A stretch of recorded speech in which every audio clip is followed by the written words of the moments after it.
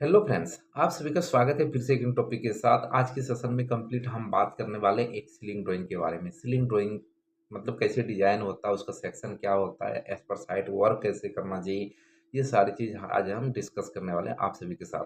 बहुत ही ज़्यादा important video है, पूरा देख लीजिएगा। और ये सिर्फ एक वीडियो लिंक के ऊपर नहीं है, क्योंकि अभी कंटिन्यू 1 वीक तक आपको डेली इसी प्रकार से ये पूरी जो प्रोजेक्ट है इसी के ऊपर हम पूरी वीडियो सीलिंग के ऊपर लेके आने वाला, ताकि जितने भी सुपरवाइजर है, जितने भी फ्रेशर सिविल साइट इंजीनियर है, जो भी साइट पे इंटीरियर वर्क कराता है, ताकि उनको किसी भी प्रकार की दिक्कत ना हो। क्योंकि जब आप 5-6 प्लान को अच्छे से रीड आउट करोगे, अच्छे से उसको देखोगे, तो उसमें होता है क्या, जो भी आपके डाउट्स होते हैं सारे क्लियर हो जाता है। और मैं तो यहाँ तक कहता हूँ कि आपको किसी भी प्रकार की प्रॉब्लम भी होती है, अगर समझ में नहीं आता है तो आप कमेंट सेक्शन में कमेंट करके हमें पूछ सकते हैं, हम जल्द रिप्लाई करते हैं उनका।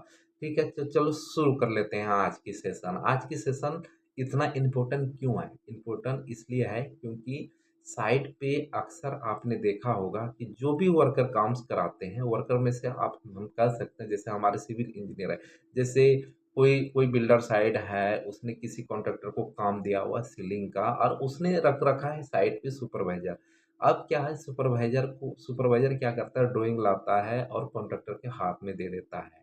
बोलता है भैया मैंने ये ड्राइंग दे दिया है, आप समझो आपका काम जाने, ऐसे कहता है। लेकिन नहीं, क्योंकि उसका तो काम डेली का है, वो तो काम करेंगे ही, चाहे जैसे भी करेंगे। लेकिन हाँ, कॉन्ट्रैक्टर अगर गलत काम कर देता है एज पर साइट, तो सुपरवाइजर को तो पता ही नहीं होगा, क्योंकि आपको नहीं आता ये चीज़।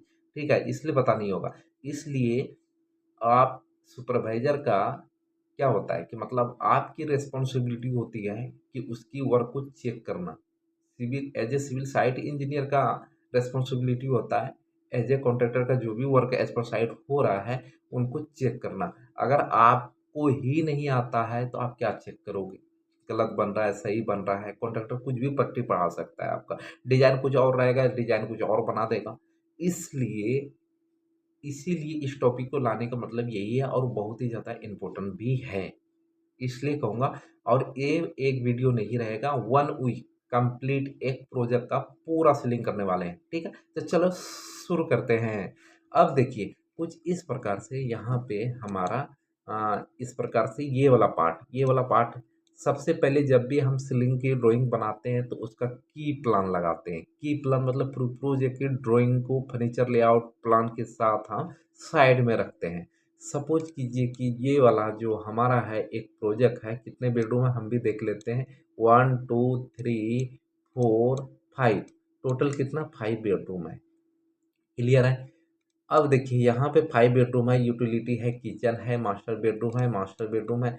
ठीक है, मास्टर ड्रेसर है, सन्स बाथरूम है, मतलब बहुत कुछ है, लिफ्ट है। ये पूरा कंप्लीट प्रोजेक्ट आप सभी के सामने मैंने रख दिया है। क्या है? अब इसी के ऊपर मैंने क्या किया, अब स्टार्ट किया। सबसे पहले मैंने मास्टर बेडरूम से शुरू किया है, जो कि आपको यहाँ पे दिख जाएगा, master bedroom fall ceiling plan. Clear हो गया? तो ये वाला पार्ट को पढ़ना बहुत जरूरी है। मास्टर बेडरूम कहाँ से कहाँ तक है? सबसे पहले आपको इस कॉलम को देखना है। मास्टर बेडरूम ये कॉलम है, ये कॉलम है, ये कॉलम है, 3 कॉलम है। तो 3 कॉलम मैं अभी अपना प्लान में दिखा सकता हूँ आपको। 3 कॉलम देखो, 1 कॉलम, 2 कॉलम और 3 कॉलम। सबसे पहले आपको प्लान को देखना है कि ये किस एरिए की है। राइट ना? ये अगर आपको पता चल जाता है तो फिर इजी तरीके से आप कर सकते हो। अब देखिए, ये वाला पार्ट का है, तो इसका मतलब डिजाइन हम यहाँ पे करने वाले हैं। ठीक है, चलो अब देखते हैं। इसी को मैंने क्या किया, यहाँ से इतना सब पार्ट को कॉपी करके सबसे पहले आउटर लाइन वाले हमने चीज को लिया। देखो कुछ इस प्रकार से ये कॉलम है, और कॉलम से ये कंप्लीट इस तरफ जा रहा है, इस तरफ जा रहा है, इस तरफ जा रहा है। जो रेड कलर की जो आपको लाइनें दिख रही है, ये रेड कलर की जो हाईलाइट हो रहा है, जो रेड कलर की ये, और इस तरफ से ये हमारा क्या है, ब्रिक वॉल है। कहाँ है, प्लान से भी पता चलेगा। ठीक है, ये देखो, ये क्या है, हमारा ब्रिक है। ये हमारा ब्रिक है, इधर से पाइप है, ये हमारा यहाँ पे विंडो लगी हुई है, सेंटर में विंडो लिया गया है। राइट है? तो अब देखो, जो ये ग्रीन कलर है, ये आउटर फेस पे जो ये ग्रीन कलर की जो लाइन होती है, ये बीम की लाइन है। इससे ये साबित होता है हमें कि ये बीम जा रही है ऊपर।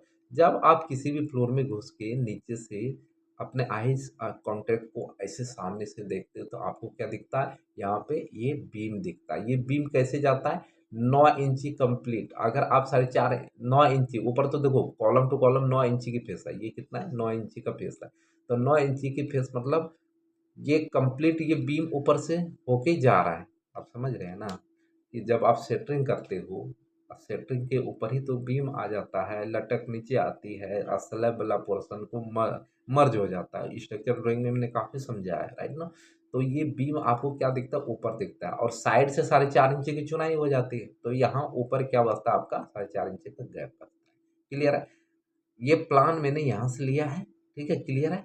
इस प्लान को ये 2 कॉलम के साथ ये प्लान हमने सीधा लिया। अब ये इस कॉलम पे आते हैं, ये वाला कुछ कॉलम इस प्रकार जीरो लेवल से समझा रहा हूँ, डायरेक्टली अगर समझाऊंगा तो आपको समझ में नहीं आएगा कहाँ से मैंने लिया है। ये कॉलम है। अब देखो इस कॉलम से भी देखो, ये ग्रीन लाइन अभी मैंने बोला बीम है, ये बीम फ्रेमिंग है, देख रहे हैं हाईलाइट हो रहा है।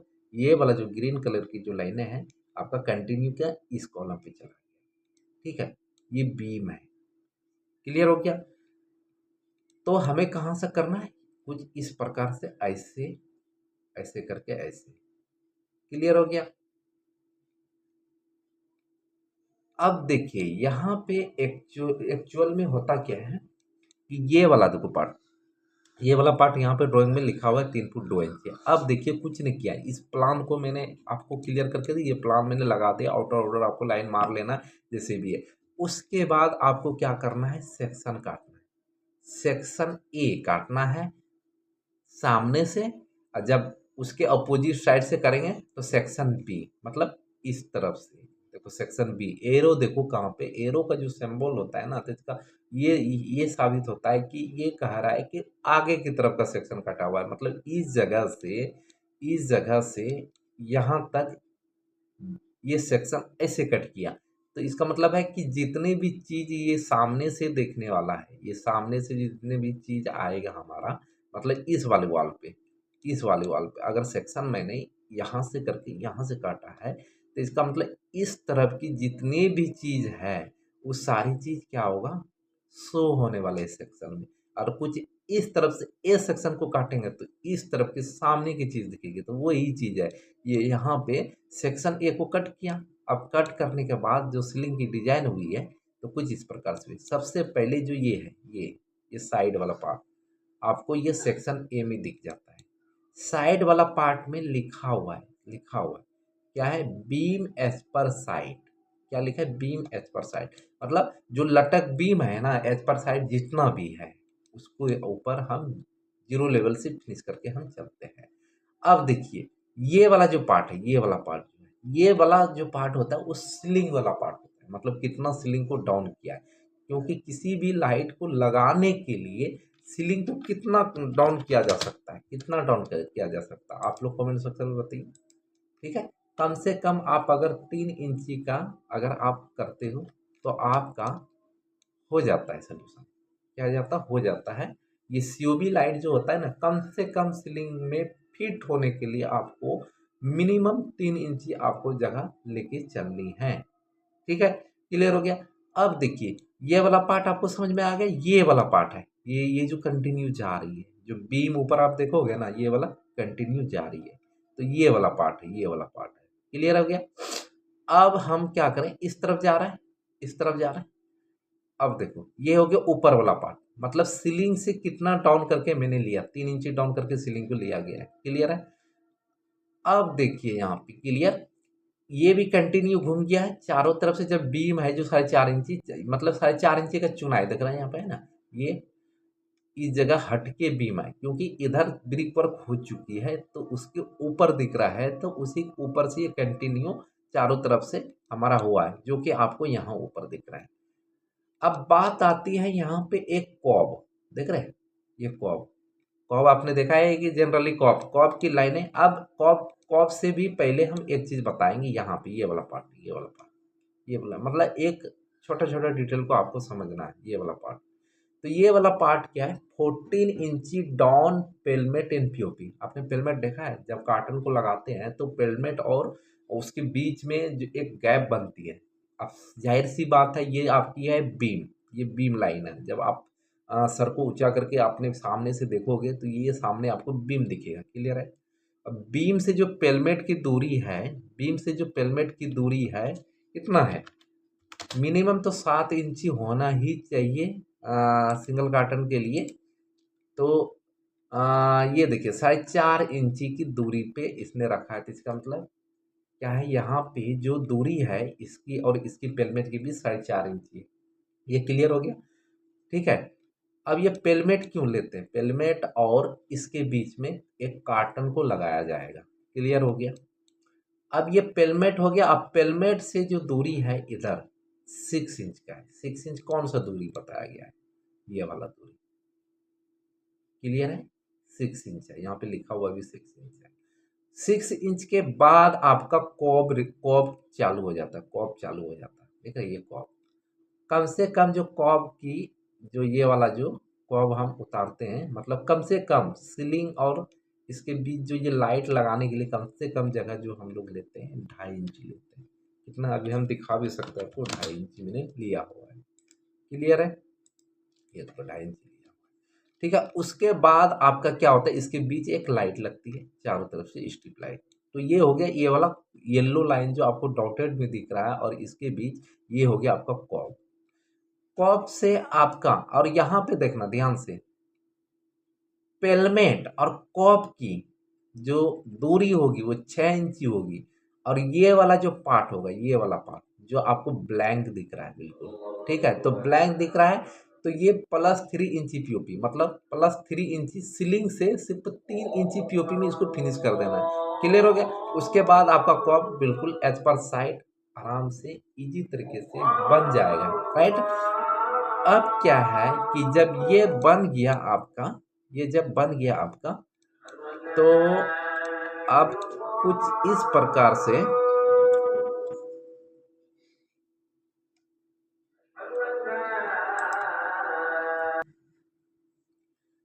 तो कुछ इस प्रकार से आपको सामने दिख रहा है। अब आते हैं, ये कॉब तक हम पहुंच गए।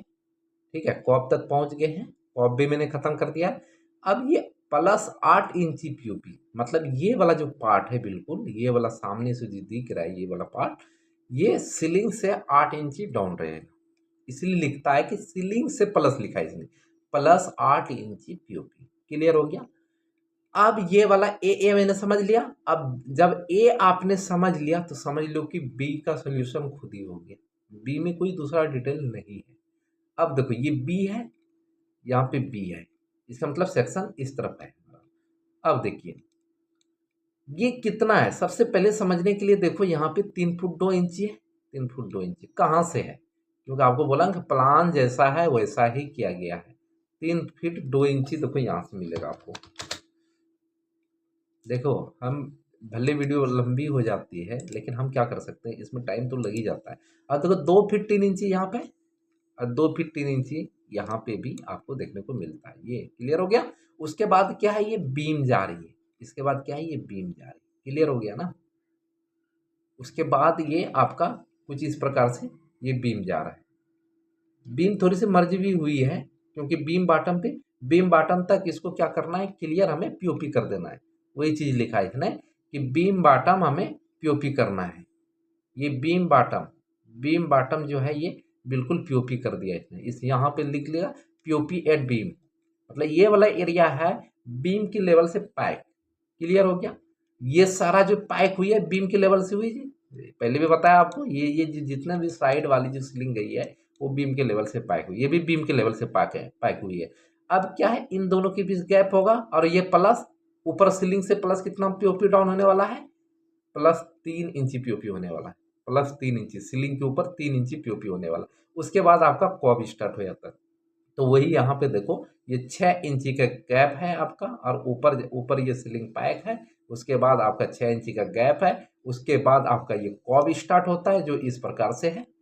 ठीक है, सामने से सही से देखो, मैं थोड़ा जूम इन कर देता हूँ। ठीक है, समझ में आ गया ना? ये गैप हो गया, फिर ये हो गया। अब फिर ये वाला पार्ट क्या है, बिल्कुल सीलिंग है, सीलिंग है। तो लिखो, लिखा है सेक्शन बी में ये कितना है, +8 इंची पीओपी, +8 इंची पीओपी में हमें करना है फिनिश। देखो यहाँ पे डायमेंशन भी मेंशन कर दिया गया है, 8 इंची। पीओपी में फिनिश करना है। अब देखिए टिप्स एंड ट्रिक के बारे में हम बात करेंगे कि अगर as per site drawing fit नहीं हो रहा है तो अपनी मर्जी से काम नहीं कराना है। जहाँ से भी डिजाइन आपने ली है उसको इन्फॉर्म करना है कि आपने जो डायमेंशन दी है कुछ इस प्रकार से साइट पे आ रहा है और और हम जो कर रहे हैं कुछ इस प्रकार से साइट पे डायमेंशन है। तो उससे होगा क्या, कभी कभी क्या होता है कि जो एग्जिस्टिंग ड्राइंग बना के नहीं जाता। एग्जिस्टिंग का मतलब क्या है, सारे स्ट्रक्चर फिनिश होने के बाद, सिविल वर्क होने के बाद हम करते हैं सीलिंग का काम शुरू। जब सीलिंग का काम हम शुरू करते हैं तो उस टाइम एग्जैक्ट साइट पे जाके डायमेंशन लेने की नीड होती है, जरूरत होती है। लेकिन वो नहीं लेके वो बेसिक प्लान पे जो पहले की प्लान बना होता है उस पे काम करना वो शुरू कर देता है। लेकिन जब स्ट्रक्चर और आर्किटेक्चर वर्क जब होता है तो वहाँ पे साइड पे 1-2 इंची का वेरिएशन देखने को मिल जाता है और वही चीज़ एरर आता है और बार-बार कॉल किया जाता है। ऐसा नहीं है, आपको इसको इन्फॉर्म करना है। अगर 1 इंची 2 इंची है तो आप खुद ही मैनेज कर सकते हैं चीज़ों को। लेकिन ज़्यादा कुछ डिफरेंसेस आ जाते हैं साइड पे तो इन चीज़ों को बताना पड़ेगा, नहीं तो उसकी डिज़ाइन जो वो सोच के रखा है डिज़ाइन वो खराब हो जाएगा उसका। क्लियर हो गया? तो ये चीज़ें आपको, अगर आप सुपरविज़न कर रहे हैं तो ये चीज़ के ऊपर काफ़ी आपको ध्यान देने की ज़रूरत होती है।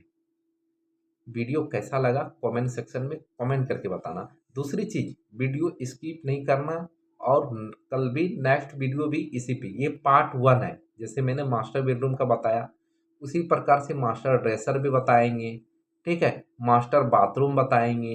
ये सारा चीज़ जो किचन है एक तरफ से हम कंटिन्यू आएँगे, ठीक है? जो भी है इसी पार्ट को क्लियर हम प्रोजेक्ट को आज सीलिंग डिज़ाइन में दिखाने वाले हैं, ठीक है? चाहे वो part 1, part 2, part 3, part 10, part 15 कितना भी बन जाए, एक वीडियो आपको डेली इंटीरियर डिज़ाइनिंग सीलिंग के ऊपर मिलने वाला है, ठीक है? अगर वीडियो पसंद आए तो लाइक, शेयर, सब्सक्राइब दोस्तों के साथ ज़रूर करना। मिलते हैं नेक्स्ट वीडियो में। Thank you.